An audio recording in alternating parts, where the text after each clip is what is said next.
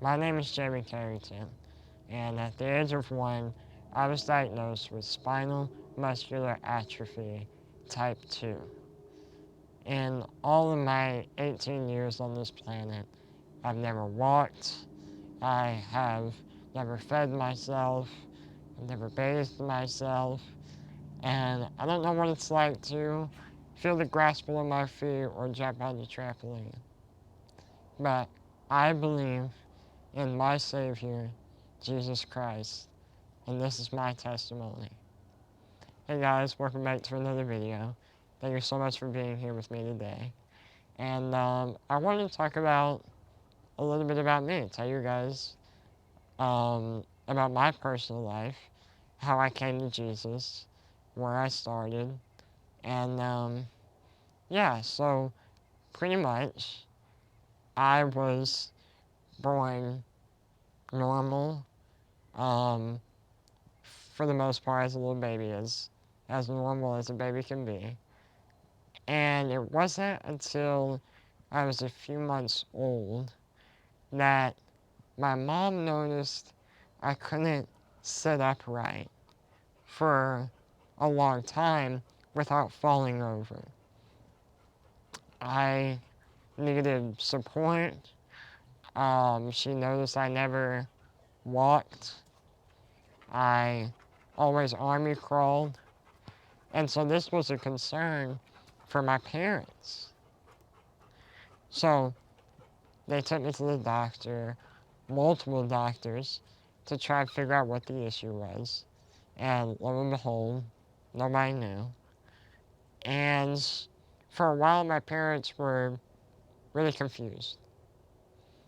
And one doctor, they visited this one doctor, and this doctor gave them a list of possible diseases or symptoms that I could have.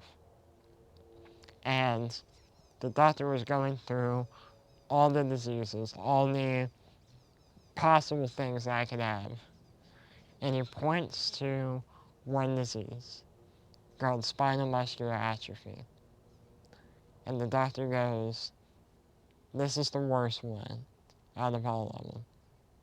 This is the worst one that your son could have." And my parents didn't know what this meant. My mom, who was a nurse, studied up on all the diseases. She studied up on the symptoms, what I could have, and most importantly, she studied spinal muscular atrophy because that was the worst possible outcome for our family. So, one day, my mom gets the news that I have spinal muscular atrophy type 2 after testing. And this was one of those things that can either break a family apart or it can bring a family closer together than ever. And I am so thankful that my family did not break apart. In fact, they got closer than ever, and they decided to stick through this together and support each other, my parents. So, I was raised with spinal muscular atrophy. I was raised in a household where we had a positive mindset about things. Now, of course, me being only a few years old at the time, I didn't really understand it. I didn't really understand why I had what I had. I didn't understand why other kids didn't have the same thing. I felt confused. And I felt left out a lot. I remember going to school and seeing all the kids do things that I could never do on the playground. And then I would go home to my mom and I would be crying. And I would say, "Mom, why can't I do these things?" why would God give me this? Because my parents were religious and I grew up in a religious household. And so I asked him, I said, why does God do this to me? Why does he allow this? And my mom said that it was a gift. That's what I was raised to believe. It's a gift. Seems like a pretty crappy gift to me, right? But in time I would come to believe that. I believe that now. But it took a while for that to happen. For a large part of my life, I felt like I had no direction. I felt like I had no purpose. I felt like I was aimlessly wandering, trying to find purpose in anything I could. I felt like, in a way, my life almost didn't even matter. I mean, I couldn't experience all these amazing things. Everybody else was, so what's the point? I was left out in so many different occasions.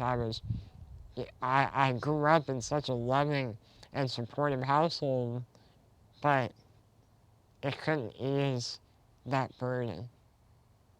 It couldn't ease that pain that I was feeling at such a young age. And so there came a time where I went to church every Sunday with my dad, and I even sang with my father at church because I grew up in the South in a Baptist church, and so in the South, a lot of people sing at church. A lot of people. You can sing pretty much anytime you want at church. And me and my dad sang pretty often. There's videos out there of me doing that. Those will never see the light of day, I promise you. But um, I remember like singing at church and thinking, well, this is stupid. I don't even like fully understand God or trust God or have faith in God. So why am I singing songs about how holy and great He is, you know? What's the point? And I think it was up until I was about 13, 14 years old. This was the time I was in middle school, and, you know, I was struggling to fit in, struggling to make friends. I was self-conscious. Um, it was a time where it's already hard for a lot of guys, but it felt like it was even harder in my case. So I think that was probably the lowest point in my life. That middle school era, I would say. But I can't, and this was the turning point. This was the point where everything changed. I remember one day, if I'm right, I watched a YouTube video, and it was about the Bible. And I can't remember the exact video for sure, but a spark was lit inside of me. Something happened to where I suddenly found the Bible incredibly compelling. I found it so interesting that the Bible is a story about God and humankind trying to reconnect. I found it compelling that God had a divine council of other spiritual beings. I found it absolutely fascinating that Jesus was this person not even a person, God in the flesh, who fulfilled all these prophecies and has stood the test of time and has fulfilled the Hebrew scriptures, the Tanakh, the law, the prophets, and the writings. I found all these things amazing. The technicality of it, everything was amazing. And from then on, somehow I was reading theology books all the time. I was reading Michael Heiser. I was trying to stuff down as much Dr. Tim Mackey as I could. Even in class, I was reading theology books instead of doing my schoolwork. It's amazing. And I was filling my brain with all this head knowledge. I was digesting all of this church history and this ancient Near Eastern theology and all of this information about the Bible. I was trying to digest as much of it as I could. And then I realized what it's all about. I realized that it's about developing a personal relationship with Jesus Christ. And so that's what I've been doing for the past 4 years. Since that point is developing my personal relationship with Jesus Christ. I refused to believe the lies that Satan was feeding me. The lies that God didn't love me.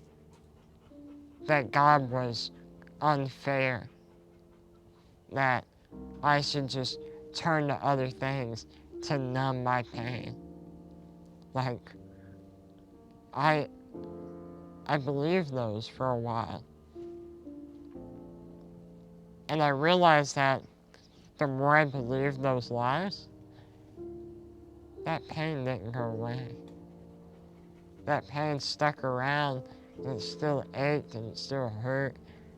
And it was like, what am I doing? There's nothing I could possibly do to make this pain go away. Satan said, be mad at God because he gave you this. But then when I finally turned the ear towards God and listened to what he had to say, he said, I can give your pain purpose. Satan said, I can numb your pain, but God said, I can heal your pain. And not only that, but I can give your scars purpose. And I can give them meaning. And that's what's amazing about God. You notice when Jesus appears to the apostles for the first time after his resurrection. He goes to them and they're surprised, they're startled, they're having all these mixed emotions, they're scared, they're all these things. And Jesus says, look at my hands. Look at the wounds. Look at the scars. Believe it's me. It's me. I've raised from the dead. Notice how Jesus, in his new creation self, is showing the wounds and scars of his old creational self. That's what the power of God is. Because once we place our faith in God, we are new creations. And those scars and wounds that we once had, they are not only healed, but they are given purpose. God can turn anything around. If I didn't have God, I don't know where I'd be. I'd probably still be addicted to porn. I'd probably want to unalive myself. I'd probably want to crawl in a hole and lay there and listen to Radiohead for the rest of my life. I don't want to do that. Even though I like Radiohead, I don't want to do that. I don't want to wallow. I want to rejoice. And I'm telling you right now, if you don't know God, get to know Him because He knows you. And He is the most amazing, most kind, most thoughtful, most loving entity you will ever encounter. Jesus Himself embodies that love. And that love, it can change your life. And so I hope my testimony, has helped you to see that. And I hope that if you're skeptical of Jesus and what He can do, just give it a chance. Give it a try. And I promise that you will encounter supernatural amazement. And you will see all the good that God can do. I love you. God bless.